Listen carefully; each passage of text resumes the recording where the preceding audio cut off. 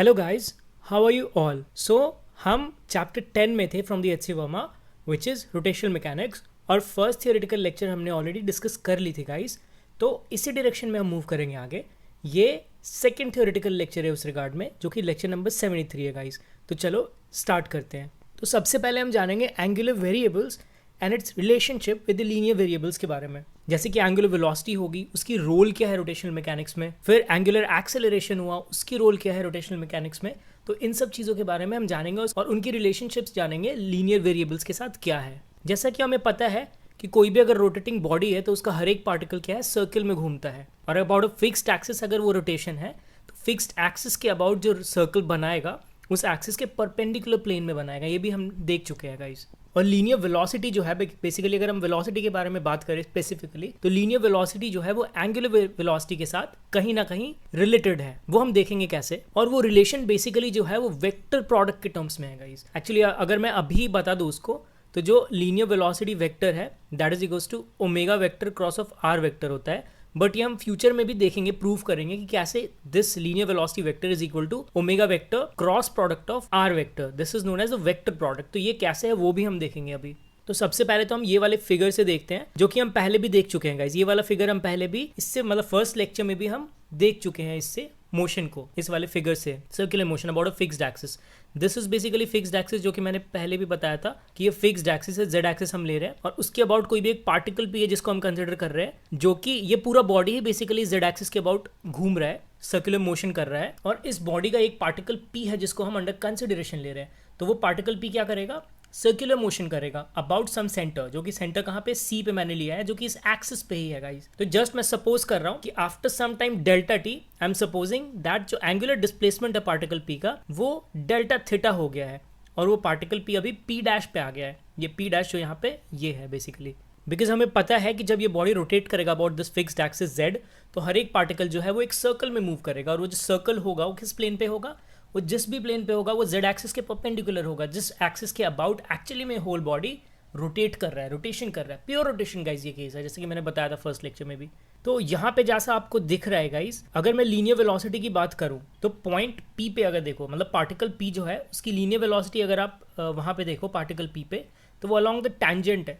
इसमें तो कोई आपको डाउट नहीं होनी चाहिए गाइस, क्योंकि जो लीनियर वेलोसिटी होगी सर्कुलर मोशन में, अगर आप कहीं पे भी देखो लीनियर वेलोसिटी, तो वो अलॉन्ग द टैंजेंट ही होती है गाइस। ये हमें सर्कुलर मोशन के चैप्टर से पता है ऑलरेडी, जो हमने पढ़ा है। तो पी पे मतलब ये जो सर्कल है उसके पॉइंट पी पे आप एक टैंजेंट ड्रॉ करोगे, तो उस टैंजेंट के अलॉन्ग ही वेलोसिटी वी वेक्टर होगी, नो डाउट है इसमें।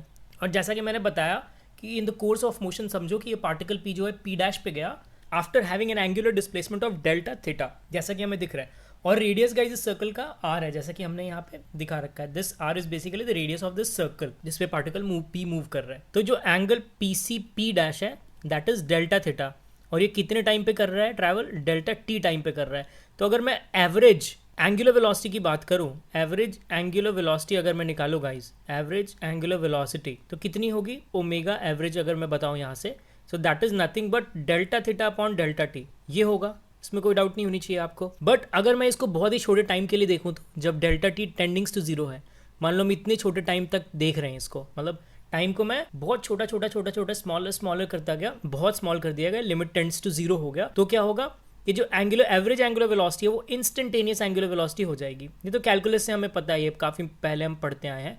तो इंस्टेंटेनियस एंगुलर वेलोसिटी अगर आप देखो, मतलब ओमेगा इंस्टेंटेनियस, इस केस में तो क्या होगा, that is nothing but D theta upon D T होगा गाइस। इसमें भी कोई डाउट नहीं होनी चाहिए। जब टाइम बहुत ही स्मॉल हो जाएगा, when delta t tendings to zero, then जो ओमेगा एवरेज है that will reduce to omega instantaneous. और इंस्टेंटेनियस वेलोसिटी, जो इंस्टेंटेनियस एंगुलर वेलोसिटी होगी, that is d theta upon D t. ये रिड्यूस हो जाएगा delta t upon delta t to d theta upon D t. और जब हम लीनियर मोशंस पढ़ रहे थे गाइस, मतलब सर्कुलर मोशन चैप्टर में जब हम लीनियर वेरिएबल्स और एंगुलर वेरिएबल्स पढ़ रहे थे, क्योंकि वहां भी हमने पढ़ा है, तो वहां पे सबसे पहले हम देख रहे थे कि सर्कल में क्या होता है, theta is equals to L upon R. जब कोई भी सर्कुलर मोशन होता है और वो रेडियस आर में मूव कर रही होती है, तो जो थीटा एंगल होता है that is given in terms of L upon are.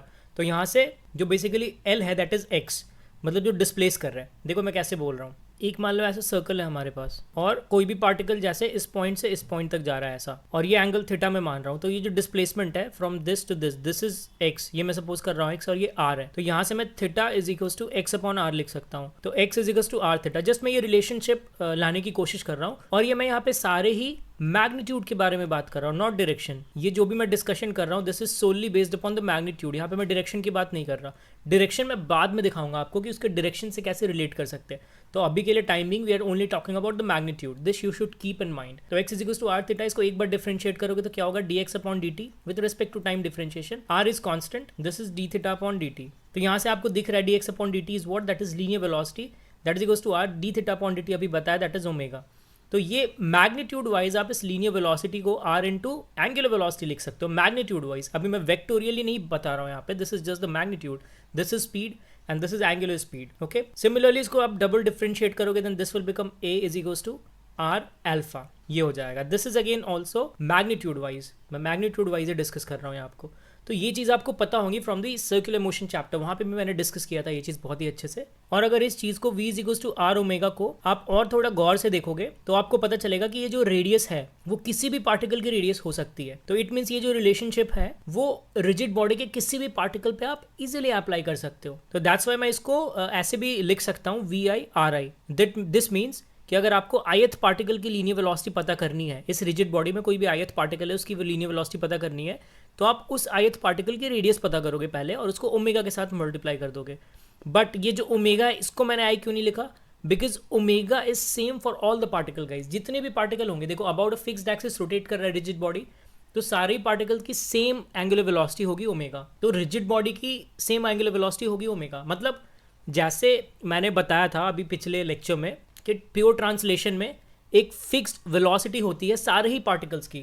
एक फिक्स वेलोसिटी से आप कोई भी पार्टिकल लोगे, मैंने इंक्लाइन प्लेन लेकर बताया था, एक स्लाइडिंग बॉडी लेकर बताया था, उस स्लाइडिंग बॉडी की कोई भी पार्टिकल आप लोगे तो उन सारे की वेलोसिटी सेम होगी एक पर्टिकुलर इंस्टेंट ऑफ टाइम पे। अलग अलग इंस्टेंट्स पे डिफरेंस हो सकती है। वैसे ही यहाँ पे प्योर रोटेशन के केस में ओमेगा सेम होता है, जो एंगुलर वेलोसिटी है वो किसी भी पार्टिकल का सेम होता है। तो आप पूरे बॉडी का ओमेगा लोगे वो किसी भी पार्टिकल के ओमेगा के साथ सेम होगी। तो ये एनालॉजी है आप बोल सकते हो between linear motion and angular motion. Linear motion में वेलोसिटी हर एक पार्टिकल्स की सेम होती है किसी भी इंस्टेंट ऑफ टाइम पे, और एंगुलर मोशन में ओमेगा सेम होती है हर एक पार्टिकल्स की किसी भी इंस्टेंट ऑफ टाइम पे, और पूरे बॉडी की ओमेगा की सेम होती है। और सिमिलरली आप अगर एक्सिस पे ही पॉइंट ले रहे हो, मान लो आर आई एक्सिस पे ले रहे हो, तो आर आई तो जीरो होगी एक्सिस की, मतलब वी आई क्या होगी, एक्सिस की जीरो होगी। तो ये बात आपको भी पता होनी चाहिए कि एक्सिस पे ऑब्वियसली कोई भी पॉइंट ऑफ एक्सिस पे ले रहे हो तो वो तो कुछ मोशन नहीं कर रहा, दैट इज मोशनलेस। तो इसीलिए वहां से ये रिड्यूस होकर ऐसा आ जा रहा है, V I is zero at the axis, axis पे कोई भी मोशन नहीं हो रहा है। तो इससे हम कह सकते हैं that particles on the axis are stationary, और ये इस बात को भी प्रूव करता है that axis is fixed, our axis is basically what, fixed. तो अभी जो मैं बात आपको समझाया वो सेम देखो यहाँ पे मैंने लिखा है that we have characterised pure translation of a body by all the parts of a body having the same velocity at any instant of time. मतलब किसी भी इंस्टेंट ऑफ टाइम पे आप जाकर देखोगे एक स्लाइडिंग बॉडी पे जो कि प्योर ट्रांसलेशन में है, तो हर एक पार्टिकल्स की सेम वेलोसिटी होगी। Similarly we may have characterised pure rotation by all the parts of the body having the same angular velocity at any instant of time, जैसा कि मैंने अभी बताया गाइज। बट मैं अभी तक जितने भी डिस्कशन किया आपसे, ये वाले रिलेशनशिप पे निकाला v is equals to R omega, ये सब मैंने जो भी किया अभी तक, इससे आपको एक लग रहा होगा यहाँ तक कि यार ये तो बेसिकली स्केलर है, दैट इज ओमेगा जो है वो स्केलर क्वांटिटी, ऐसा आपको प्रतीत हो रहा होगा। बिकॉज अभी मैंने बिल्कुल गौर नहीं फरमाया है इसके डायरेक्शन होने का या डायरेक्शन लेस होने का, बल्कि आप अगर डिस्कशन से देखोगे तो आप कंक्लूड कर दोगे कि नहीं ओमेगा तो डायरेक्शन लेस है, बिकॉज मैंने अभी तक कुछ ऐसी बात नहीं करी कि इसकी डायरेक्शन है वगैरह वगैरह। बट अगर मैं एक्चुअल में बोलूँ गाइस तो this is a vector quantity, ये वेक्टर क्वांटिटी है। तो यहाँ से देखो हमें पता है कि r जो है, जो रेडियस है, that is also vector quantity, omega is also vector quantity, and this velocity is basically also vector quantity. तो जब ये दोनों वेक्टर है और ये भी वेक्टर, तो ऑब्वियसली इन दोनों का वेक्टर प्रोडक्ट ही होना होगा। जैसे कि मैंने लेक्चर के स्टार्ट में भी बताया कि इन दोनों का वेक्टर प्रोडक्ट ही हमें वेलोसिटी वेक्टर देगा, और वो क्या होता है, omega vector cross of are vector. तो इस पे अभी हम टारगेट करते हैं कि ये कैसी चीज़ है, मतलब इसको कैसे आप वेरीफाई कर सकते हो that velocity vector is equal to omega vector cross of are vector. तो चलो अभी उस पे चलते हैं गाइज। तो उस चीज़ को पता होने से पहले गाइज हमें ओमेगा वेक्टर कैसे है और इसकी डायरेक्शन हम कैसे निकाल सकते हैं ये पता होना चाहिए। तो उसके लिए ही यहाँ पे ये डायग्राम मैंने दिखाया है आपको। तो ये basically right hand screw rule है जो कि हम ऑलरेडी पढ़ते आए हैं, right handed screw rule. Basically देखो आपको मैग्नीट्यूड ऑफ ओमेगा तो पता चल गया, that is d theta upon D T, वो हमने दिखाया। बट डायरेक्शन देखो यहाँ से पता चलेगा, अपने राइट हैंड को आप जो फिंगर है उसको इस डायरेक्शन में ऐसे मोड़ोगे, इस डायरेक्शन में ऐसे, तो आपको जो थंब है आपका वो इस डायरेक्शन में पॉइंट करता हुआ दिखेगा। तो दैट इज बेसिकली ये जो थंब का डायरेक्शन है ये बेसिकली ओमेगा का डायरेक्शन हो गया। तो देखो ये बेसिकली क्या है, अगर आप इस डायरेक्शन से यहां से देख रहे हो तो दिस इज क्लॉकवाइज। तो क्लॉकवाइज जब मोशन हो रही है तो थंब आपका direction inside the plane of the paper करेगा या प्लेन ऑफ द स्क्रीन करेगा, एंड उसको हम बेसिकली नेगेटिव ओमेगा बोल सकते हैं। मतलब कन्वेंशन आप अगर देखोगे तो जो क्लॉकवाइज ओमेगा है उसको नेगेटिव बोला जाता है, और जो एंटी क्लॉकवाइज ओमेगा है, जो एंटी क्लॉकवाइज मोशन है, उसको हम पॉजिटिव बोलते हैं। तो आउटवर्ड द स्क्रीन या आउटवर्ड द पेपर जो है, जैसा कि ये है, यहाँ पे आप फिंगर कर्ल करोगे तो आपको जो थंब है वो आउटवर्ड दिखेगा according to the right handed screw rule. Right hand हमेशा यूज करना। तो उसको जब आप कर्ल करोगे ऐसे ऐसे कर्ल करोगे तो आपको ऐसा आउटवर्ड दिखेगा, आउटवर्ड द स्क्रीन दिखेगा या आउटवर्ड द पेपर दिखेगा। तो वो बेसिकली ओमेगा का डायरेक्शन होगा इस केस में। तो ये हम बेसिकली कन्वेंशनली पॉजिटिव मान के चलते हैं और ये नेगेटिव मान के चलते हैं। तो ऐसा गाइज हम डायरेक्शन डिसाइड करते हैं ऑफ एंगुलर वेलोसिटी। और मैग्नीट्यूड तो पता ही है, magnitude is d theta upon D t. This is basically the magnitude. तो अभी यहाँ से गाइज हम omega vector cross of are vector को निकालने की कोशिश करेंगे, और वहां से हम जो मैंने पहले बताया कि वी वेक्टर के साथ इसका कैसा रिलेशनशिप है वो हम देखेंगे, क्योंकि अभी तक मैंने इसको प्रूव नहीं किया। That is v vector is equals to omega vector cross of are vector. तो सबसे पहले अभी मैं इसको प्रूव करता हूँ कि कैसे है। तो उसके लिए मुझे ये निकालनी पड़ेगी omega vector cross of are vector. तो उसके लिए ये फिगर आप रेफर करोगे तो ये फिगर में सबसे पहले देखो, ये जो z है that is the fixed axis. ये हमारे पास क्या है, फिक्स्ड एक्सिस है, और ये फिक्स्ड एक्सिस है। और मोशन देखो, ये डायरेक्शन दिखाया हुआ है मोशन का, तो ये कैसा है, this is basically anti clockwise motion. Anti clockwise है तो ओमेगा किधर है, अगर मैं ऐसे बताऊं तो ओमेगा किधर है, अपवर्ड है, ऊपर के डायरेक्शन में। आप देखोगे तो ऐसे, ये मैं ऐसे कर्ल कर रहा हूँ फिंगर, तो ओमेगा किधर आ रहा है, ऊपर के डायरेक्शन में आ रहा है। तो यहाँ पे भी वैसे ही डिनोट किया हुआ है ओमेगा। देखो यहाँ पे कैसे डिनोट किया हुआ है, दिस इज ऑल्सो अपवर्ड, और यहाँ पे भी इसलिए उसको अपवर्ड दिखाया गया है। और ओरिजिन यहाँ पे माना हुआ है दिस ओ ओरिजिन। तो यहाँ से आर वेक्टर देखो इस डायरेक्शन में, this is basically the r vector. ये डायरेक्शन है आर वेक्टर का और ये डायरेक्शन है ओमेगा वेक्टर का। तो ये दोनों हमें पता चल गया, this is omega vector and this is r vector. और वी वेक्टर किधर है, वी वेक्टर बेसिकली टैंजेंट है। ये सर्कल देखो, ये जो सर्कल है जिसका सेंटर सी पे है उसके टैंजेंट है ये वी वेक्टर। तो उस पर अभी हम गौर नहीं करेंगे। सबसे पहले हम omega vector cross of are vector निकालते हैं, उसके बाद देखेंगे क्या वो वी वेक्टर के इक्वल हो रहा है कि नहीं हो रहा है। So this are is what, this are is nothing but OP magnitude wise, और वेक्टर लिख दो यहाँ पे दिस ओपी वेक्टर ऐसा। तो ये जो ओरिजिन हमने लिया है, नोट करो, ये हमने एक्सिस पे ही लिया है। तो आपको एक्सिस पे ही लेना पड़ेगा बिकॉज उसके अबाउट ही रोटेशन हो रही है। आप ओरिजिन कहीं भी ले सकते हो एक्सिस के, आपको कोई ऐसा बाउंडेशन नहीं है कि आपको वहां पे ओरिजिन लेना। You can take any way you want, origin कहीं भी। तो यहाँ पे ओ लिया गया है और उसके अबाउट हम फर्दर डिस्कशन कर रहे हैं। तो उसके अबाउट अगर फिगर को अभी हम फॉलो करें और ओमेगा क्रॉस ऑफ आर दिखाएं आपको, omega cross of are vector, तो इसको मैं लिखूंगा omega vector cross of r is what, OP. तो यहाँ पे ओपी वेक्टर हो जाएगा। अभी देखो ये जो ओपी वेक्टर है तो उसको मैं क्या लिख सकता हूँ, basically this OC vector plus of this CP vector. तो इसको मतलब इस लाइन को, इसको और इसको अगर आप ऐड करोगे वेक्टोरियली तो obviously you will get this OP vector. इसलिए मैं ओपी वेक्टर को क्या लिख सकता हूँ, OC vector plus of CP vector. तो इसलिए मैं इसको क्या लिख रहा हूँ, omega cross of OC vector plus of CP vector, ये लिख रहा हूँ। बट इसको आप फर्दर अगर लिखोगे तो क्या होगा, omega vector cross of OC vector plus of omega vector cross of CP vector, ये लिख सकते हो। बट यहाँ पे omega vector cross of OC vector अगर आप देखोगे, देखो ओमेगा वेक्टर की भी डायरेक्शन इधर ही है, ओसी वेक्टर की भी डायरेक्शन इधर ही है, और आप क्रॉस प्रोडक्ट कर रहे हो। Cross product means what, sine theta. तो साइन थीटा, थीटा क्या है, दोनों सेम डायरेक्शन में, थीटा 0 या 180 डिग्रीज। तो ये क्या हो जाएगा, 0 हो जाएगा। मतलब ये टर्म जो है वो 0 हो गया हमारे पास, दिस टर्म रिड्यूस टू 0। तो हमारे पास सिर्फ कौन सा टर्म बचा, omega vector cross of CP vector term बचा। This is omega vector and this is CP vector, just उसके परपेंडिकुलर, दिस जिसको यहाँ पे डिनोट किया हुआ है आर परपेंडिकुलर से। तो दिस एंड दिस, इन दोनों का भी क्रॉस प्रोडक्ट बचा। तो ये दोनों ऑब्वियसली पहले से ही 90 डिग्री पे हैं, तो साइन 90 इज 1। तो आप डायरेक्ट इसको क्या लिख सकते हो, omega multiplied bye CP, because वो दोनों एक दूसरे के परपेंडिकुलर है। तो सीपी बेसिकली क्या है, अभी आर परपेंडिकुलर है, इसको omega multiplied by r perpendicular ऐसा लिख सकते हो। सो ये हमारे पास आ गया। और अगर आप डायरेक्शन देखोगे तो ऑब्वियसली क्रॉस प्रोडक्ट है ओमेगा और सीपी का। इसका मतलब क्या है, वो इसके भी परपेंडिकुलर होना चाहिए और ओमेगा के भी, मतलब रेडियस आर परपेंडिकुलर जो सीपी है उसके भी परपेंडिकुलर होना चाहिए और ओमेगा के भी परपेंडिकुलर है। तो दोनों के परपेंडिकुलर कौन सा है, ऑब्वियसली टैंजेंट के डायरेक्शन में। ये जो सर्कल का टैंजेंट है उसके डायरेक्शन में ये दोनों का परपेंडिकुलर है। वैसे ही हम क्रॉस प्रोडक्ट का डायरेक्शन निकालते हैं गाइस। क्रॉस प्रोडक्ट मतलब दोनों ही जिसकी क्रॉस प्रोडक्ट है उन दोनों की परपेंडिकुलर होनी चाहिए। तो वो यहाँ पे हमें दिख रही है, that is along the tangent. दूसरा तरीका ये है, देखो मैं पाम ऑफ द हैंड है, जो मेरा हैंड का पाम है उसको मैंने ओमेगा के डायरेक्शन में रखा है, ऊपर के डायरेक्शन में। ओमेगा कहाँ है, ऊपर है, तो ऊपर के डायरेक्शन में। और इसको मैं मोड़ूंगा किसके डायरेक्शन में, जहां पे हमारा रेडियस वेक्टर है उसके डायरेक्शन में मोड़ूंगा, सीपी वेक्टर के डायरेक्शन में। तो जो थंब पॉइंट आउट करेगा हमारा वो बेसिकली वेलोसिटी वेक्टर का डायरेक्शन होगा। तो देखो ऐसा है, इसको मोड़ रहा हूं मैं, थंब किधर पॉइंट आउट कर रहा है, towards the tangent to the circle. Tangent किधर है, inside within the screen, within the paper है, तो उस तरफ वेलोसिटी वेक्टर का बेसिकली डायरेक्शन है। बट अभी मैं उसको वेलोसिटी वेक्टर नहीं बोलूंगा, अभी basically omega multiplied by r perpendicular जो है उसका डायरेक्शन किधर है, इनटू द स्क्रीन है। और उसकी मैग्नीट्यूड कितनी है, वेल इतनी है। तो यहां से अगर आप देखोगे तो omega multiplied by r perpendicular that is the magnitude, और डायरेक्शन किधर है, इनसाइड द स्क्रीन है या इनसाइड द पेपर ले लो, वहां है। बट सेम चीज जो वेलोसिटी है हमारी उसकी भी अगर आप मैग्नीट्यूड देखोगे तो दैट इज व्हाट, जो टेंजेंशियल वेलोसिटी है omega multiplied by r radius, radius r कितना होगा, आर परपेंडिकुलर, और इसकी डायरेक्शन किधर होगी, टैंजेंट के डायरेक्शन में। तो टैंजेंट के डायरेक्शन में विद इन द स्क्रीन, तो सेम है, मैग्नीट्यूड भी सेम है, डायरेक्शन भी सेम है। तो यहां से आपको देखो प्रूव हो गया कि omega vector cross of are vector और वी वेक्टर ये दोनों डिफरेंट नहीं बल्कि इक्वली है, क्योंकि अलग से मैंने omega vector cross of are vector निकाला और अलग से वेलोसिटी वेक्टर निकाला, और अल्टीमेटली क्या पाया कि omega vector cross of are vector, चाहे आप ओरिजिन कहीं भी ले लो, मैंने ओ पे ओरिजिन लिया बट अल्टीमेटली वो रिड्यूस क्या हो गया, सीपी वेक्टर पे रिड्यूस हो गया। तो अल्टीमेटली आर परपेंडिकुलर हमें मिल गया, तो अल्टीमेटली वेलोसिटी वेक्टर हमें मिल गया। तो यहाँ से हम ये बात बोल सकते हैं, बिल्कुल प्रूव कर दिया मैंने, that v vector is equals to omega vector cross of r vector, hence proved. This is what I meant to. तो यहाँ पे अभी पढ़ो that we note that for rotation about a fixed axis, the direction of the vector omega does not change with time. Its magnitude may however change from instant to instant. अगर rotation about a fixed axis में बोलूँ तो omega की omega vector है उसकी direction change नहीं होगी with time, लेकिन उसकी मैग्नीट्यूड चेंज हो सकती है इंस्टेंट टू इंस्टेंट।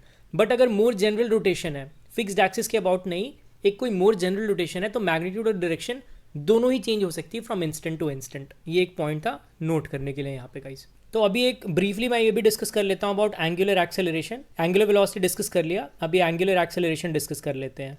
तो अभी तक जैसा हमने पाया that analogous to linear variables, जैसा कि डिस्प्लेसमेंट होता है हमारे पास या वेलोसिटी होता है हमारे पास, इसके एनालॉगस हमारे पास क्या था, एंगुलर डिस्प्लेसमेंट था हमारे पास that is theta, and angular velocity था हमारे पास दैट इज ओमेगा। इसको अगर मैं एस लिखूं, इसको वी लिखूं, तो उसके एनालॉगस हमारे पास थीटा एंड ओमेगा था। तो इसीलिए नेचुरली हम यहाँ से एक्सेलरेशन को भी, जो लीनियर एक्सेलरेशन होता है उसके भी एनालॉगस यहाँ पे डिफाइन कर सकते हैं, दैट इज एंगुलर एक्सेलरेशन। और ये बहुत ही इंपॉर्टेंट टर्म भी है गाइज, ऐसा नहीं है कि मैं इसको फोर्सफुली डिराइव कर रहा हूँ, नहीं, बहुत ही यूजफुल टर्म है एंगुलर एक्सेलरेशन। तो यहाँ पे ए है, इसको हम अल्फा से डिनोट करते हैं एंगुलर एक्सेलरेशन को, and this is basically time rate of change of angular velocity. जैसे ये time rate of change of linear velocity होता है, वैसे ही this is time rate of change of angular velocity होता है। और इसको हम डिफाइन कैसे करते हैं, well alpha is equals to D omega upon D T, that is time rate of change of angular velocity, जैसा कि मैंने बताया एंगुलर एक्सेलरेशन। तो अगर एक्सिस ऑफ रोटेशन फिक्स्ड है तो ओमेगा का डायरेक्शन फिक्स्ड है, सिमिलरली अल्फा के भी डायरेक्शन फिक्स्ड हो जाएगा अगर एक्सिस ऑफ रोटेशन फिक्स है तो, ऑन सिमिलर लाइंस। और उस केस में जो वेक्टर अल्फा है, वेक्टर एंगुलर एक्सेलरेशन है, उसको आप स्केलर फॉर्म में भी रिड्यूस कर सकते हो, जस्ट लाइक दिस जो मैंने शो किया है, alpha is equals to D omega upon D t, because direction is already fixed as the rotation is about a fixed axis. So this is all about angular acceleration guys. अभी चलो rotational dynamics पे चलते हैं. The next topic is rotational dynamics. तो rotational dynamics start करने से पहले मैं एक problem pose करना चाहता हूँ guys, और ये problem बहुत ही ध्यान से सुनना। देखो आप सभी के घरों में मैं होप करता हूँ कि एक सीलिंग फैन होगा, उस सीलिंग फैन को आप जब भी स्टार्ट करते हो तो एक फिक्स्ड एक्सिस के अबाउट वो रोटेट करता है, उसमें ऐसे ये उसका बीच वाला पोर्शन होता है और उसमें से ऐसे 3 पंखे लगे होते हैं। मैं बहुत ही रफ बना रहा हूँ यहाँ पे, ऐसे 3 फैंस लगे होते हैं लाइक दिस, और ये इसका बीच वाला पोर्शन होता है। और ये पूरे ही सिस्टम का जो सेंटर ऑफ मास होता है वो ऐसे सेंटर पे होता है जहाँ पे ये शाफ्ट लगा होता है, और जिसको मैं फिक्स्ड एक्सिस बोल रहा हूँ, जिसके अबाउट पूरी रोटेशन होती है, तो वो पूरे ही सिस्टम का सेंटर ऑफ मास होता है। और हमें ये प्रीवियस डिस्कशन से पता है गाइज कि जो एक्सिस है, जो फिक्स्ड एक्सिस है, वो बिल्कुल मोशनलेस है, उसकी कोई मोशन नहीं हो रही है फिक्स्ड एक्सिस की। Fixed axis is stationary. तो जब फिक्स्ड एक्सिस स्टेशनरी है, इट मीन्स व्हाट, कि इस पे जो नेट एक्सटर्नल फोर्स है फिक्स्ड एक्सिस पे, जो भी एक्सटर्नल फोर्स है हमारे पास, that is what, that is zero. वो जीरो है यहाँ पे, because centre of mass is at rest. Centre of mass rest पे है, तो हम बोल सकते हैं कि जो नेट एक्सटर्नल फोर्स है सेंटर ऑफ मास पे, वो बेसिकली क्या है, जीरो है। The external forces acting on the fan must add up to zero, ये हम बोल सकते हैं, because centre of mass is at rest, stationary है। बट पंखा तो अभी भी घूम रहा है। ये जो भी मैं डिस्कशन कर रहा हूँ, ये घूमने के दौरान भी सेम वैलिड डिस्कशन है, बिकॉज घूम भी रहा है तो भी सेंटर ऑफ मास अपना स्टेशनरी है, और जब नहीं घूम रहा है तो सेंटर ऑफ मास के पूरा फैन ही स्टेशनरी है। तो घूम रहा है तब भी सेंटर ऑफ मास स्टेशनरी है, जिससे हम ये अंदाजा लगा सकते हैं कि नेट एक्सटर्नल फोर्स जीरो होगा on the fan, that add up to zero. But angular acceleration तो अभी भी है, बिकॉज जो फैन के पंखे ये जो है, ये बेसिकली अभी भी घूम रहे हैं। तो angular acceleration still exist, but net external force zero है, because centre of mass is at rest. This means that one can have angular acceleration even if the net external force on the body is zero. But अगर ऐसी बात है तो हमें switch on करने की जरूरत क्या पड़ती है फैन को? जस्ट ऐसे ही हम फैन को घुमा देंगे तो वो खुद से क्यों नहीं घूम लेती है? हमें एक इलेक्ट्रिकल एनर्जी क्यों कंटिन्यूसली प्रोवाइड करनी पड़ती है? और जब एंगुलर एक्सेलरेशन अचीव हो रहा है without having any external force, जब एक्सटर्नल फोर्स जीरो है तब भी एंगुलर एक्सेलरेशन अचीव हो रहा है, तो हमें व्हील को भी क्यों रोटेट कंटिन्यूसली करनी पड़ती है? व्हील को खुद एक बार हम स्टार्ट दे दें, या फिर व्हील चेयर बोल लो या फिर व्हील बोल लो, इसको एक बार जस्ट स्टार्ट दे दे, वो खुद क्यों कंटिन्यूसली मूव नहीं करता है? हमें बार बार अपने मसल का यूज करना पड़ता है उस रोटेशन को कैरी फॉरवर्ड करने के लिए। इन फैक्ट एक्सपीरियंस आपने किया होगा, one can not have angular acceleration without external force. External force होगा तभी एंगुलर एक्सेलरेशन होगा, ये भी आपने एक्सपीरियंस किया होगा। तो ये डिस्कशन कहाँ पे रॉन्ग हो रही है कि सीलिंग फैन में तो नेट एक्सटर्नल फोर्स जीरो है because centre of mass rest पे है और तब भी एंगुलर एक्सेलरेशन हो रही है। तो फोर्स और एंगुलर एक्सेलरेशन के बीच का रिलेशनशिप एक्चुअली है क्या? This is the question. हमने ये यहाँ पे पाया कि नेट एक्सटर्नल फोर्स जीरो है तब भी एंगुलर एक्सेलरेशन है सिस्टम में, और हमने ये भी पाया कि without applying an external force we can not have angular acceleration. तो एक्चुअली में what is that thing which is responsible for producing this angular acceleration? The answer is basically none other than torque. यहाँ पे ये answer है torque, या आप इसको movement of force बोल लो, both are the same thing, torque या मूवमेंट ऑफ फोर्स। तो this is basically the answer जो मैंने क्वेश्चन पोज किया। यहाँ पे प्रॉब्लम था, उसका आंसर क्या है? टॉर्क। और यहाँ पे हम अभी डिफाइन करेंगे टॉर्क को।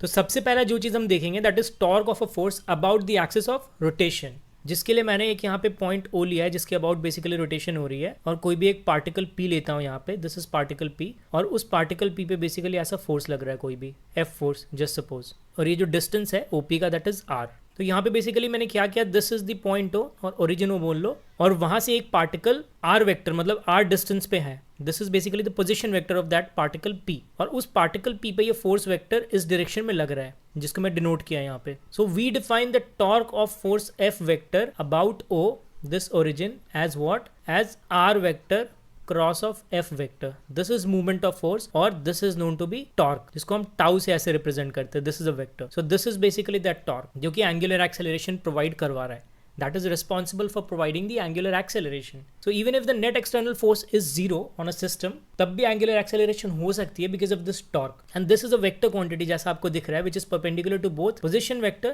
and force vector, because this is also the vector product, cross product of two vectors. Now let us consider a rigid body. This is basically our rigid body जिसको मैंने consider किया है यहाँ पे, और ये किसी भी एक एक्सिस, ये सारे सेम प्लेन पे हैं अभी, ये जो रिजिड बॉडी है और ये जो एक्सिस हमने कंसिडर किया ये भी, these all are at the same plane. ये पॉइंट O है, ये O डैश है जस्ट सपोज।